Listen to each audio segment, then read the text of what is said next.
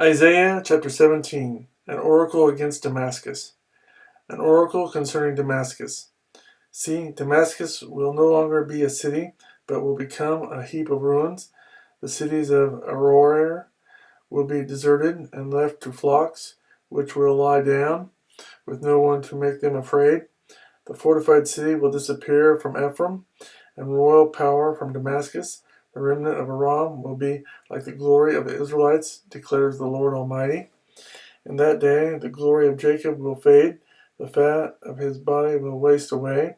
It will be as when a reaper gathers the standing grain and harvests the grain with his arm, as when a man gleans heads of grain in the valley of Rephaim.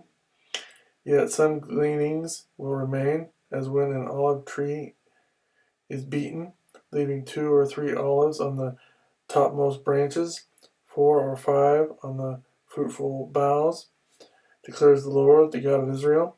In that day men will look to their Maker and turn their eyes to the Holy One of Israel. They will not look to the altars, the work of their hands, and they will have no regard for the Asherah poles and the incense altars their fingers have made. In that day their strong cities, which they left because of the Israelites, will be like places abandoned to thickets and undergrowth, and all will be desolation. You have forgotten God your Savior. You have not remembered the rock, your fortress. Therefore, though you set out the finest plants and plant imported vines, though on the day you set them out, you make them grow, and on the morning when you plant them, you bring them to bud, yet the harvest will be as nothing in the day of disease and incurable pain.